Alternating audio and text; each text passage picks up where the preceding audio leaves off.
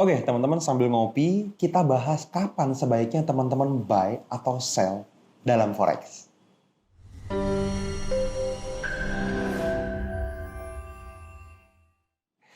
Halo teman-teman semua, ketemu lagi dengan saya Fadli. Seperti biasa teman-teman di channel YouTube kita bersama NFC Forex TV, tempatnya para trader Nusantara teredukasi.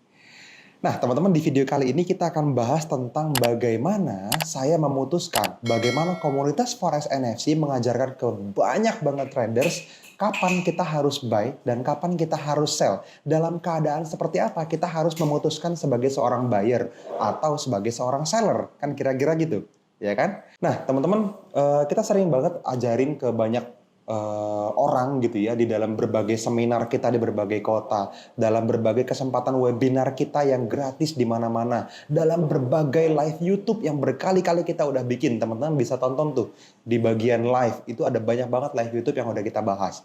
Nah, di video ini kita akan bahas lebih spesifik lagi untuk menjawab pertanyaan yang paling penting, teman-teman. Karena ini sangat banget ya, sampai sangat dan banget lagi ya, karena ini penting banget buat saya. Ini sangat-sangat berpengaruh buat mengurangi kesalahan, lebih tepatnya.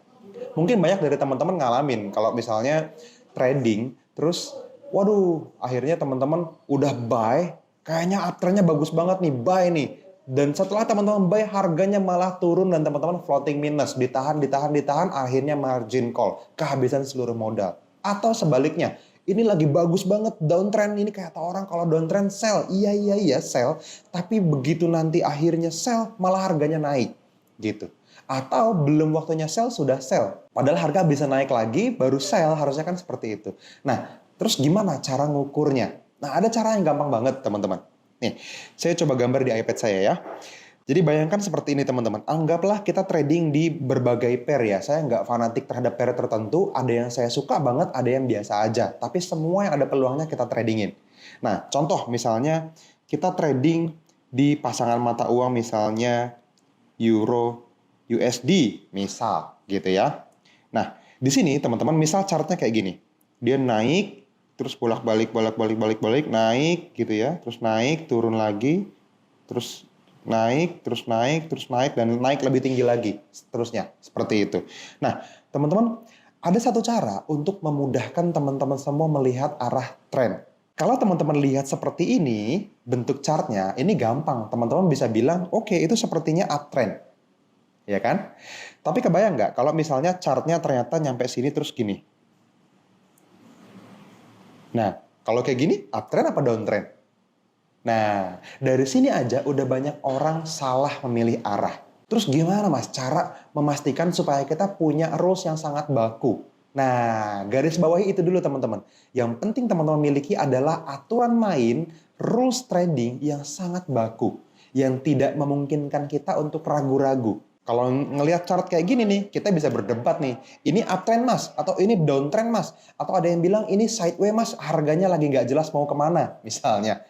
Yang menarik teman-teman, di komunitas kita itu memfollow berbagai senior trader di seluruh dunia. Ada satu senior trader yang menurut saya sangat valid pendapatnya, yaitu Paul Tudor Jones. Paul Tudor Jones beberapa waktu yang lalu itu ditulis di bukunya Tony Robbins, Money Master the Game. Anthony Robbins, teman-teman, Tony Robbins itu mewawancara Paul Tudor Jones. Paul Tudor Jones ini adalah seorang legend di industri trading. Begitu besar dana yang dikelola, teman-teman. Nah, dia bilang, teman-teman, selalulah, be always, aslinya sih ya, bahasa Indonesia apa ya, selalu bersama dengan dominan trend.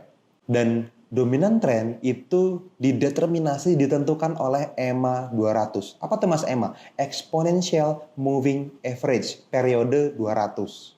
Nah, kalau teman-teman punya chart kosong seperti ini, mudahnya teman-teman tinggal lihat aja nih. Saya kasih gambar yang berbeda deh. Biasanya kalau moving average periode 200 saya kasih warna hitam terus lebih tebal. Misal teman-teman dengan chart yang ada seperti ini, terus EMA 200-nya gini.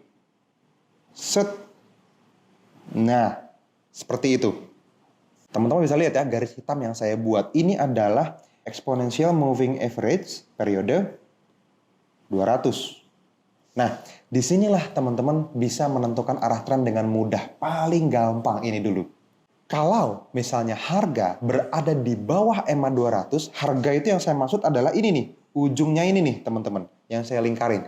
Yang paling ujung yang sekarang sedang berjalan. Harga di bawah EMA 200, maka kita consider itu adalah downtrend.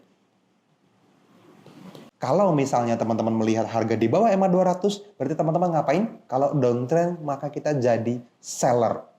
Maka di sini teman-teman perlu sell.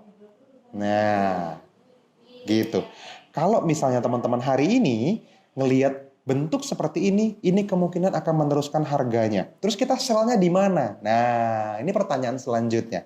Kalau teman-teman nanya sell-nya di mana, kita perlu satu metodologi trading. Kita perlu punya trading rule atau trading system namanya. Di komunitas Forex NFC kita mempelajari yang namanya unfilled order.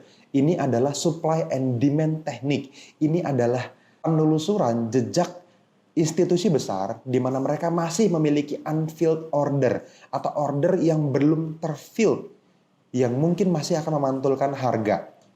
Apakah langsung Mas di bawah sana langsung sell now? Enggak, jawabannya enggak. Teman-teman sampai di sini baru memutuskan akan menjadi seorang seller. Sell-nya di mana? Nah, nanti kita bahas di video-video selanjutnya deh, ya. Yang pasti kalau bentuknya seperti ini berarti teman-teman perlu sell. Ini EMA 200 yang saya lingkarin, harga ada di bawah. Detik ini teman-teman berpikir hanya sell saja. Nah, sebaliknya kalau teman-teman ngelihat harga di atas EMA 200, misalnya, nih, saya balikin.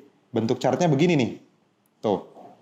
Oke. Kalau misalnya teman-teman ngelihat seperti ini, kalau ada EMA 200 yang bentuknya seperti ini dan harga ada di atas EMA 200, tuh. Teman-teman lihat panah hijau yang saya buat, maka ini kita sebut sebagai uptrend. Nah, kalau misalnya teman-teman sebagai uptrend, trennya adalah uptrend, maka apa yang harus teman-teman lakukan? Teman-teman akan menjadi seorang buyer. Nah, disinilah yang membedakan. Disinilah cara kita memilih.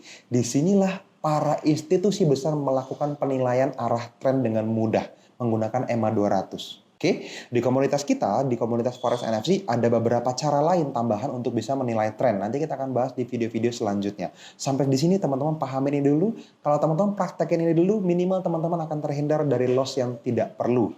Akan terhindar dari transaksi salah arah yang seharusnya tidak teman-teman ambil. Karena untuk teman-teman bisa menghasilkan uang lebih banyak di dalam forex market, teman-teman bukan hanya mendapatkan transaksi yang profit, tapi teman-teman juga menghindari transaksi yang loss. Kalau teman-teman konsisten lakuin dua-duanya, teman-teman akan dapetin hasil yang gede banget dan bisa menuhin impian teman-teman apapun itu dari forex trading. Oke, saya harap itu sangat bermanfaat buat teman-teman semua. Teman-teman bisa share video ini keluar, teman-teman like videonya, teman-teman subscribe channelnya, teman-teman share buat orang-orang yang mungkin butuhin ini. Atau yang, wah ini kayaknya pengalaman saya nih, ini penting banget teman saya perlu tahu. Share ke mereka video seperti ini teman-teman. Dan saya akan sangat happy kalau misalnya teman-teman hadir ke event-event NFC, kita ketemu di sana, kita ngobrol di sana, teman-teman kasih contoh kasus yang bisa kita bedah bareng. Nah, disitulah baru yang namanya terjadi transfer skill dan knowledge sampai ke level energi. Wah, kata alumni seminar begitu ya. Oke, itu aja teman-teman dari saya. Kita ketemu lagi di video-video edukasi berikutnya. See you.